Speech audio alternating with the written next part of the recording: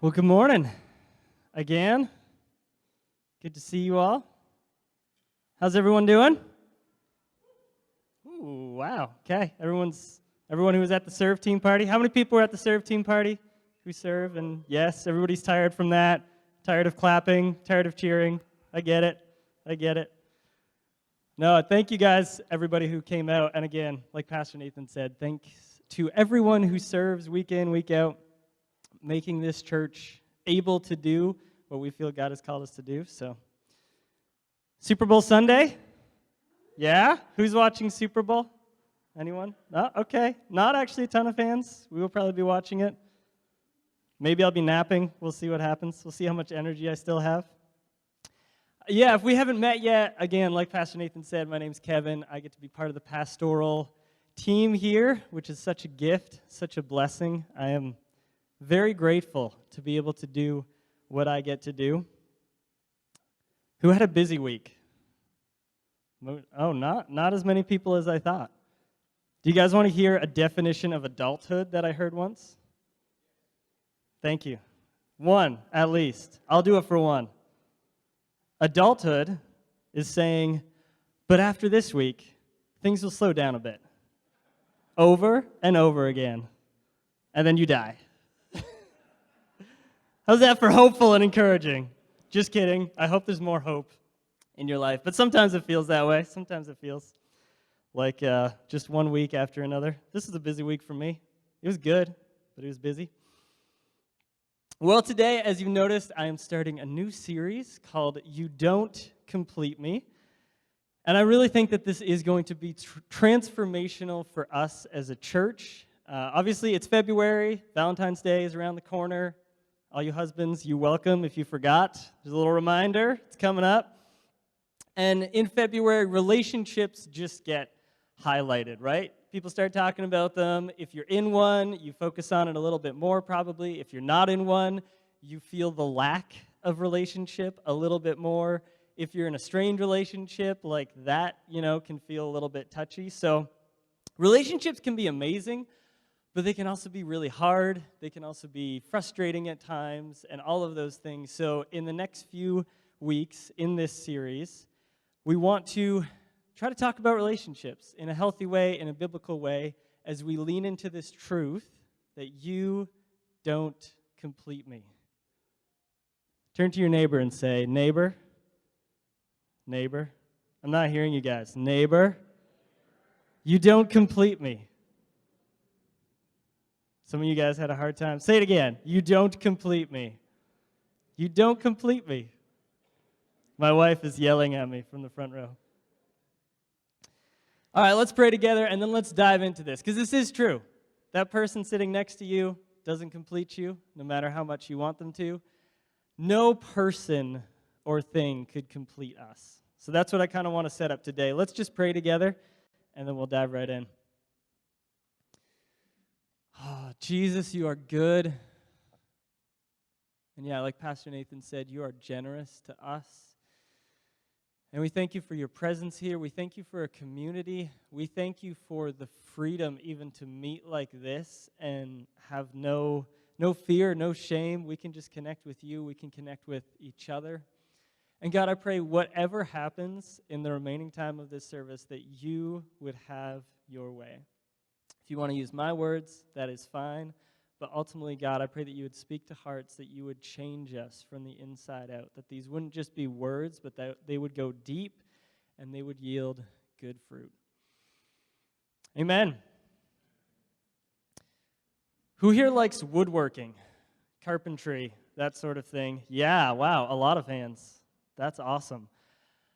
I would like to think that I will someday be a good woodworker. I actually have a lot of carpenters in my family. I have uncles on both sides of my family that were carpenters or still are carpenters. I have a cousin, that's what he does. My grandfather, my opa, I'm Dutch, so I have an opa, or had an opa. He was a carpenter. That was his career.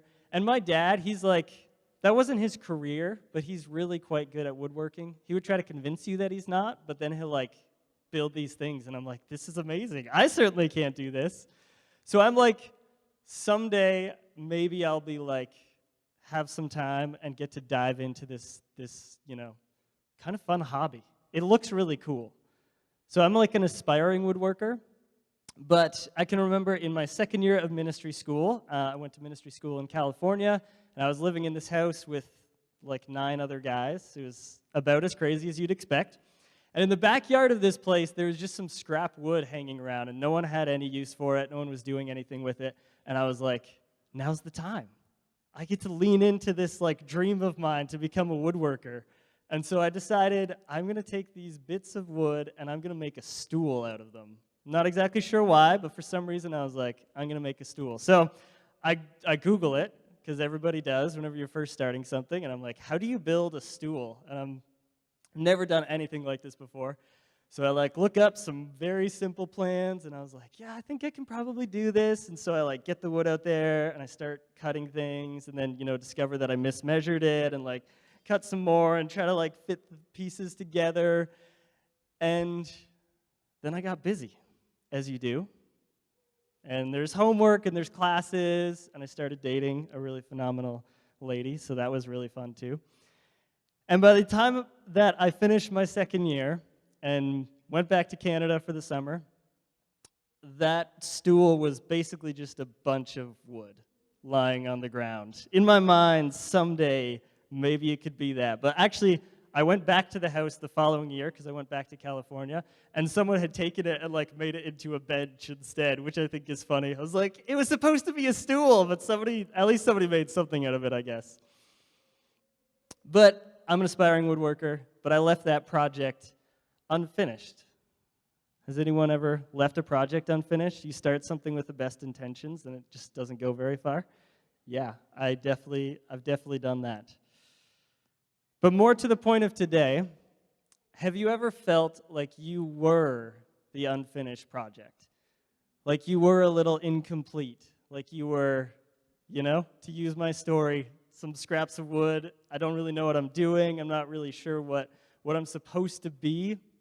Has anyone ever felt like that? I know that I have. Like, I'm not sure what my purpose is. I'm not sure. I feel incomplete. I feel unfinished. And so that's what we're going to talk about today. We're going to talk about this tension of feeling incomplete. Because I think all of us can feel this way. We can all feel like something's just missing. Like you're a puzzle, and you have all the pieces there except for the last one, right? And it's like so annoying. Where's that last piece that will make me feel complete? And I think for most of us, this missing piece takes the form of a person. Like if you're single, it's a pretty good guess that you feel like, oh man, if I could just find my spouse, everything would be happy. Like everything would be great. Everything would feel like completed and finished.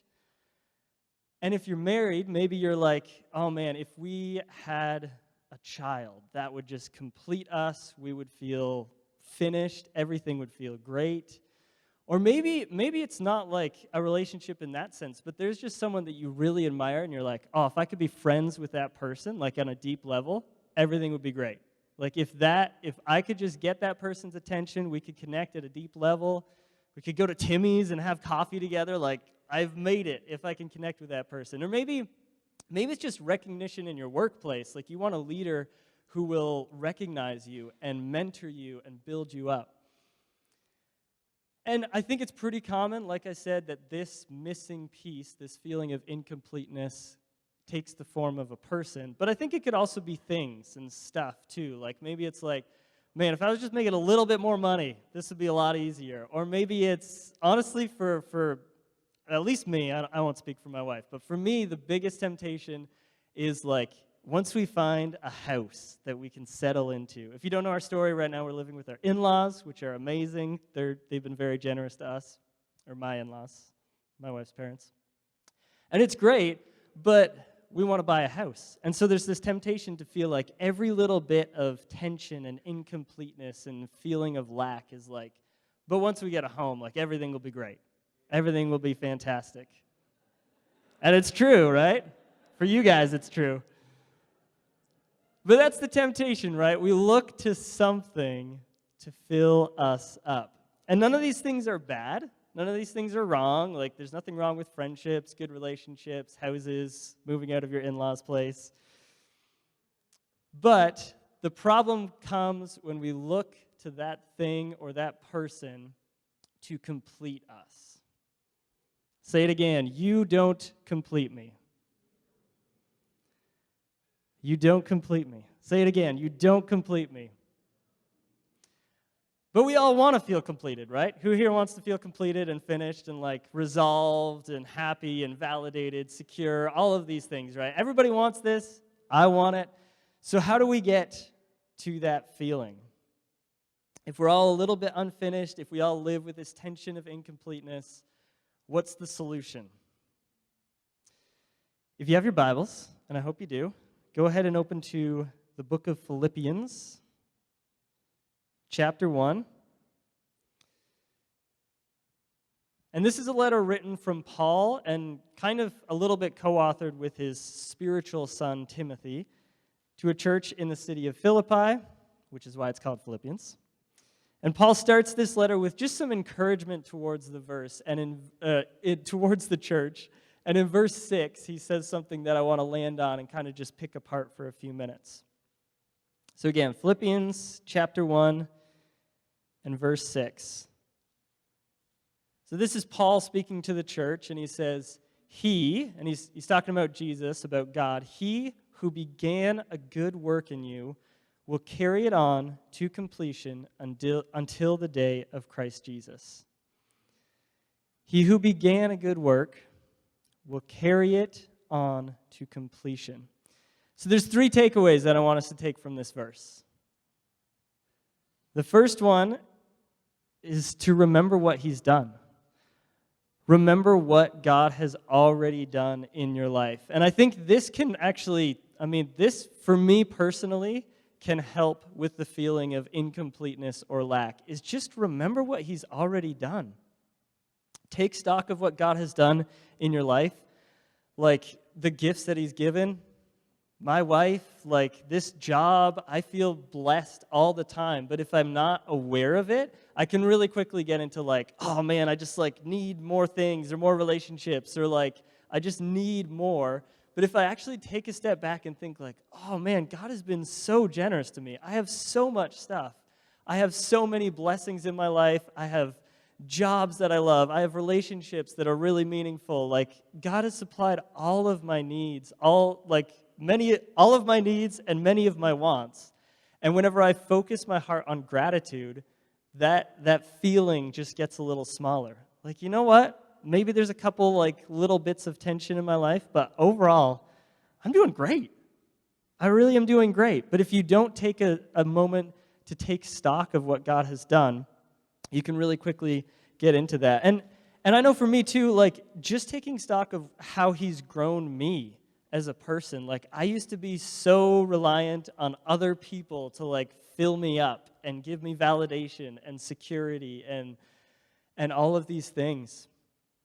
I was very insecure for like a long time of my life. Like, what are people thinking about me? Am I doing it right? Like, you know, if I had a conversation with someone and it seemed like they were like a little bit frustrated with me, it would just set me off for like days on end. And it's not that I'm totally immune to that, but I can see that God has grown me in those ways. And I'm like, I'm so grateful that he's already done so much in my life. Why don't we practice this? You're talking to your neighbor a lot today. Just tell them one thing that you are thankful for in your life. It could be really big, really small, really simple, really complicated. Go ahead and do that. Just turn to your neighbor and be like, I'm thankful for warmer weather, or the smell of coffee, or Super Bowl Sunday. And I think this is something we can practice a lot. My wife and I occasionally we still do it, but sometimes we'll just be like driving down the road and be like, what are you thankful for? And we'll just like go back and forth. I'm thankful for, springtime. I'm thankful for snow and ice and all of the winter things. That's what I'm thankful for. But remember what he's done. Remember what he's already done in your life. So that's the first thing as we engage with this concept of you don't complete me. Remember what he's done. The next one is remember he's not done. He's still working on you. He's a really good carpenter. He's not at all like me. He's not like me, which is good for everyone. He's not someone who starts a project and leaves it half finished. So if you feel unfinished, it's because he's still working on you. And sometimes you don't always understand what's happening. Sometimes it feels like nothing's changing, but he's always working. He always has a plan. He hasn't abandoned you. He hasn't forgot about you. So it's okay if you don't feel totally complete, because he's still working on you. The third thing is, this is, I think, the most important part. Remember who is responsible. God is the one who's working you towards completion. So it's not your spouse, it's not your kids, it's not the job you want, and it's not even yourself. God is the one who makes this happen. And obviously we partner with him, we engage with him, we submit our lives to him and invite him to change us. But overall, we have no power to do this. Your spouse doesn't have power, your significant other, whatever it is. No one has power to bring you to completion except for God. God is the one who completes us. Not people, not things, not anything else. I want to take a bit of a side trail here and just bring what I think is kind of some needed balance to this. Because if you're listening to this message, it can start to feel like what I'm saying is you don't need people. And that's not what I'm saying. Because if you've been around the church for a little bit and you know that we talk about life groups and community, and Pastor Nathan even said it, we need people. And so there can be kind of this confusion where you're like, do we need people or do we not need people? It kind of sounds like you're saying we don't need people, but then 2 weeks ago you said that we do need people. What's the balance? So here, really quickly, I'm not going to spend a lot of time on this, but let me just say you do need people. You do need people. The Bible is clear about this. It says, don't neglect meeting together. Whenever God made Adam, one of the things he said is, it's not good for Adam to be alone. He needs people. But the problem is that most of the time, we tend to look at people to be our source, to be our completion, to be our validation. We look to them to recognize us, to bring us joy, peace, hope, all of these things. And we look to people for this. But that's not what they can give you. And people are great. Sometimes they'll give you little bits and pieces of that. That's great. But we shouldn't be relying on them to be our source for all of that. So we don't need people for those things. But we do still need people. So I have just two really quick thoughts about, okay, as we're kind of bringing balance to this, people don't complete us, but we do still need them. So why do we need them, if not for all of this completion and all of this validation? So two really quick thoughts. This could be an entire other sermon, but I just wanted to spend a couple minutes on this. The first thing is that you need people to sharpen you, not flatter you. So in Proverbs 27:17, if you're familiar with the book, it's written by Solomon, who's a pretty wise guy. So I think we should pay attention to what he's saying. He says this, iron sharpens iron, and one man sharpens another. And that's one of the things that why we need people is to sharpen us.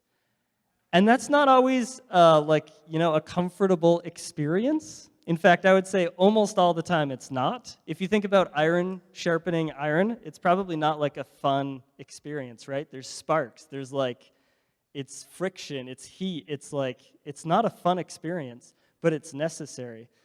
And I'll say for myself, just the other day, actually, my wife and I were having a conversation, and basically the completion of it was I realized that I spend too much time on my devices when I am with my wife. And that's has anybody else ever come to that realization? Yes? It's really painful, because you're I'm not attached to my phone. I'm not that reliant on it. And then whenever your spouse comes and is yeah, but you are. Okay, well, I need to fix that. But I need her to tell me that, because otherwise, I honestly didn't think that I was. I was no, I'm fine, it's good. And then, in the course of the conversation, it turns out she's right, which happens. But I need her to sharpen me, right? And so I'm really grateful, my wife has done it lots, which I'm really grateful for, but there's other relationships in my life too, and I'm just so grateful that they are willing to speak the truth to me in love and, in a nice way, as nice as they can. But I need that. I need people to sharpen me because I have blind spots. You have blind spots. We need people who can come beside us and just say, like, hey, I think you're missing this. Or like, hey, you're better than that. Like the way you're acting right here, that's actually not who you are. You're better than that. And so we need people to sharpen us, not to flatter us. The second thing is you need people to give to, not to receive from. And so if you're in relationships mostly to get, like, you're kind of doing it wrong. We need to be in relationships that we can give to people to strengthen them. Just as one example, this is in Luke 14, verse 13 to 14, and Jesus is having a meal at a Pharisee's house, and he noticed that this Pharisee tended to invite kind of like the high society people around him. He invited the rich people and the important people around him. And so Jesus says this to this Pharisee who threw this kind of party, this banquet. He says, when you give a banquet, instead of inviting the high society people, he says, invite the poor, the crippled, the lame, the blind, and you will be blessed. Although they cannot repay you, you will be repaid at the resurrection of the righteous. So one of the reasons we need people is so that we can give to them, so that we can be generous to them, we can pour out, we can strengthen them, we can help them. So the point is, like, yes, we need people, but probably not for the ways that most of us operate on a day-to-day basis. We need people to sharpen us, not flatter us, and we need people so that we can give out and be a strength to them. We don't need people to be our completion. Say it again, you don't complete me. You don't complete me. For some of you, this message might start feeling a little bit scary at times, because if you have spent a large amount of time pinning your hopes on a person, this message can feel like, oh no, now what do I do?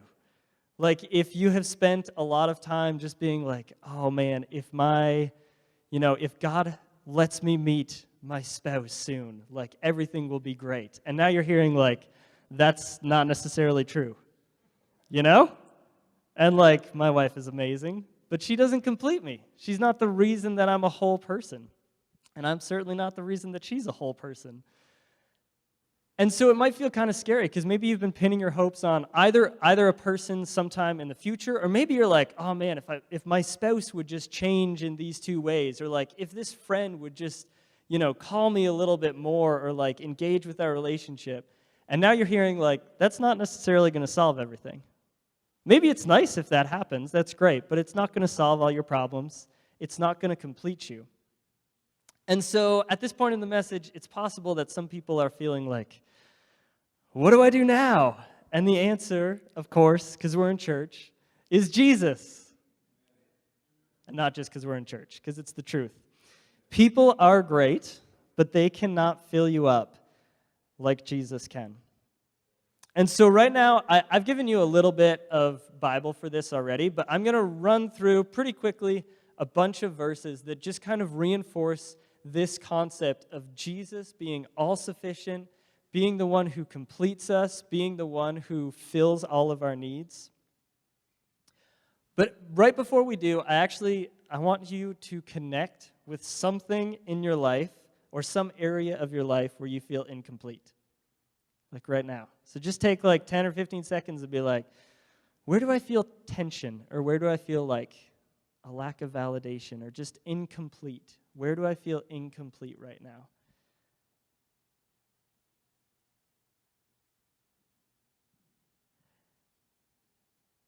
And as we kind of identify this, I want us to like lean into that emptiness, kind of that feeling of lack, if you will, and let Jesus fill it up. As I just run through a few verses really quickly, I just want you to feel Jesus like filling up that hole inside of yourself. because he's the only one that really can. And so this is kind of like, it's kind of getting practical right now. I am teaching you what to do when you feel this tension, this incompleteness. You go to Jesus. So in Acts 17:28, the Apostle Paul, he's speaking to a crowd of Greek people in Athens, and he says this, "In him," which is Jesus, "in Jesus we live and move and have our being." Our entire existence is inside of him. In James 1:16, James is writing to Jewish believers who are kind of scattered around the world, and he reminds them of this. He says, "Every good and perfect gift is from above." Every good and perfect gift. Have you ever received something good? It was probably from a person, but ultimately, it was from God. He is the source of every good and perfect gift. In Romans 11, Paul is writing to the church in Rome, and in verse 36, he says, "For from him," again, talking about Jesus, "from him and through him and for him are all things. To him be the glory forever." So from him are all things. Through him are all things. Like, are you getting it? He's all around us. He's what we live inside of. He's the very nature of our being. Like, he's our existence. He's everything. One more. 2 Peter chapter 1, verse 3. And Peter is just starting off this letter, and it's essentially addressed to all Christians everywhere.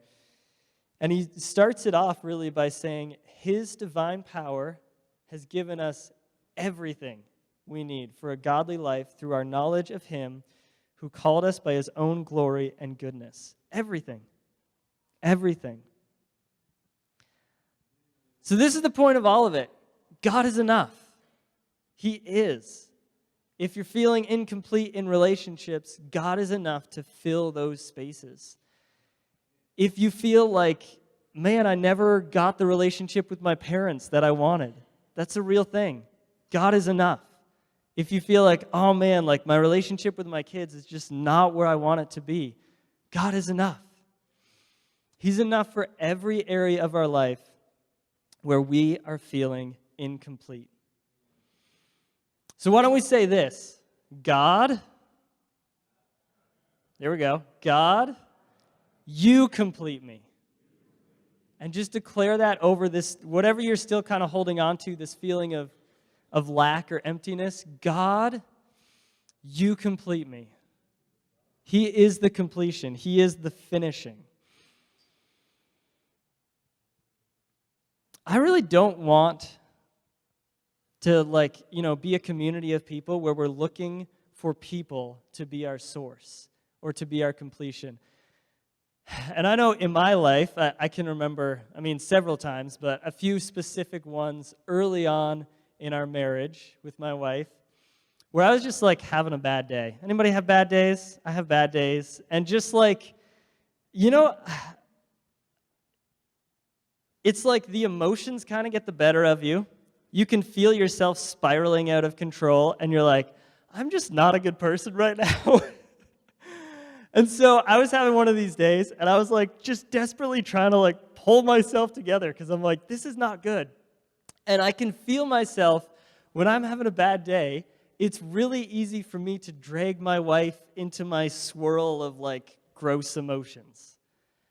And I realized in that moment how much I really don't want to be my wife's source. I hope that I'm a great husband. It's my most frequent prayer is Jesus, please help me be a good husband. I want to be an encouragement. I want to be a strength. I want to be all of these things. But in that moment, I was like, I really don't want my wife to rely on me for me to be her source, because I'm just not that good of a person. I'm just not. I'm going to have bad days, and if she's relying on me and I'm her completion, it means if I'm having a bad day, she's having a bad day too. If I'm upset, she's going to be upset too. And I don't want that. I want her to rely on something much more stable than me. I want her to rely on Jesus. And it's because I love my wife that I don't want her to rely on me. Have a better day. I'm in a mess right now, but you don't need to come into my mess. Oh. So we don't need people to be our completion, to be our source. So here's kind of where we've gotten, right? Like we're all incomplete. We've established that. We're all like a little messed up. We're all a little broken. People can't complete us, but Jesus can complete us, right? This is kind of the summation of this message. Hopefully what I've communicated pretty clearly.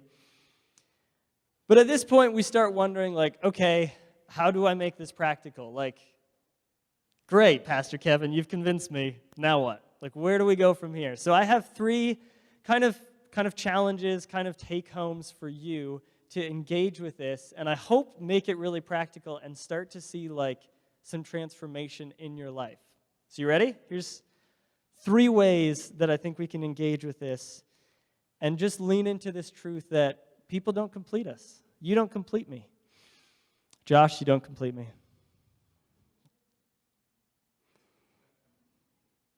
So first one, identify one area where you feel incomplete. And we kind of did this already earlier on, but just be aware of it. I think this can be a really helpful step because awareness is key. If you're not aware, you're just going to feel like this weird tension, and you'll probably take it out on people around you. I know for me, if I'm like not aware and not like connected with what's happening inside of me, I'll just like I said, I'm just not as good of a person. But whenever I'm aware of it and I'm like, oh, you know what? I really just need this thing in my life. That is a really good place to start. So whatever it is, try to identify one area, one need, one thing in which you feel incomplete. And then the next step is identify one person. Identify one person or thing that you are tempted to believe will complete you. And like I said, for a lot of us, maybe it's a spouse or a significant other or a leader in work or even in ministry potentially, all of these things. We can all be like looking for that person or that thing. Again, maybe it's finances, maybe it's social media. Like if I can get 1,000 followers, everything will be great. So identify one person or thing that you are tempted to believe will complete you. And again, like I said, for me, it's probably a house. If I can catch myself just being like, once we have a house, everything will be great. Everything will be finalized. Everything will be, just complete. And it's not true. But it's really easy to buy into that lie. And then the third one is learn to listen to Jesus. And this is the biggest thing, because once you've identified, like, okay, I feel incomplete in a certain area, and I'm actually pinning my hopes on this thing or this person, then we have to let Jesus in and fill that empty space.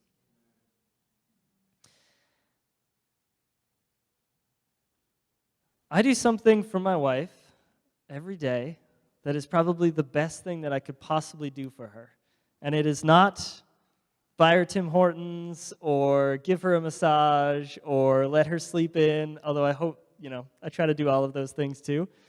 But the best thing that I feel I can do for my wife is wake up every morning and spend time alone with Jesus. It's the best thing I can do for my wife.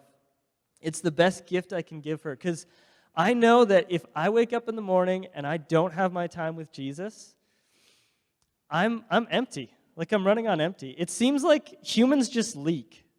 I'm not sure if you've experienced this, but like I can have a great time with Jesus and feel amazing. And the next morning, if I wake up and I don't have time with Jesus, maybe this is just me, but like that feeling will slowly dwindle away. I need like a regular fill up from Jesus. And so if I am, trying to connect with my wife and I'm not full, I'm wanting something from her. I'm wanting security or validation or like recognition, and I'm feeling empty, and I need my fill up from somewhere, and if I haven't got it from Jesus already, I will just naturally start to pull on my wife in ways that aren't healthy, because she can't give that to me. She's not supposed to give that to me. And she's amazing, obviously, and she encourages me and all of those things. I hope you understand what I'm saying here. My wife is great. But if I'm looking to her to be my source, it becomes a really unbalanced, unfair relationship. So the best thing that I can do for my wife is actually get my fill up from Jesus. And then I'm full, and I can actually give out. I can pour out. I can try to, encourage her and help her and strengthen her. But it's because I'm already filled. I already have Jesus pouring into my life. And I don't really, I don't need anything from her in that sense. So this is probably the biggest thing. If you get one thing from this message, learn to listen to Jesus, and especially when you're feeling that incompleteness, that lack. Just let him, fill it up. Sometimes the conversations that I have with Jesus in the morning are like, God, I feel really unrecognized. Can you just tell me that I'm doing a good job? Can I just hear from you that you're proud of me? Can I just hear that?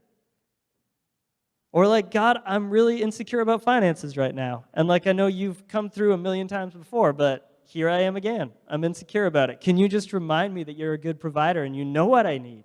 Because he does, but sometimes we just forget. I forget. Or just God, I'm really frustrated at my coworker right now. Can you please give me hope for this relationship? And so I just encourage you, make this a regular part of your day. Oftentimes, my morning devotions, not every time, but a lot of the time, I'll just spend 2 or 3 minutes being Jesus, is there any area of my life that just doesn't feel right? I'm there's just tension there. And would you please come and just fill it up? Sometimes I don't even know what I need. I just know that I feel a little bit off, and maybe I just need truth, God to just speak into my life. And just let him love you in whatever place that is, whatever area you're feeling incomplete in. Just let him come in and love you right there. As I close this morning, I'm just going to get you to repeat that declaration one more time. You don't complete me. You don't complete me. It's really important that we get this into our head.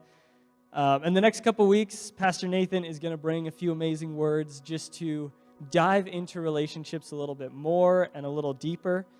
But I hope I've kind of set a good groundwork for it all starts with Jesus. It all starts with Jesus. Yeah.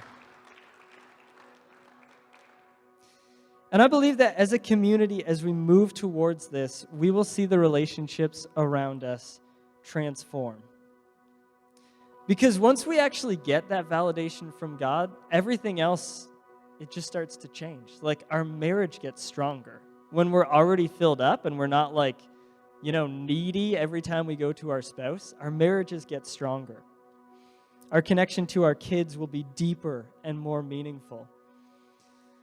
Conversations with friends or coworkers or even people that have kind of just made you frustrated. Maybe they did a couple things or said a couple things that rubbed you the wrong way. This is a great way to get yourself in a place where you can have a good conversation. And just be hey, I don't need you to like me, but I feel like you don't like me right now. Can we have a conversation about this? But it all starts with being centered in Jesus. So I just say, church, let's go on this journey together to healthier relationships. But let's let it all start with God.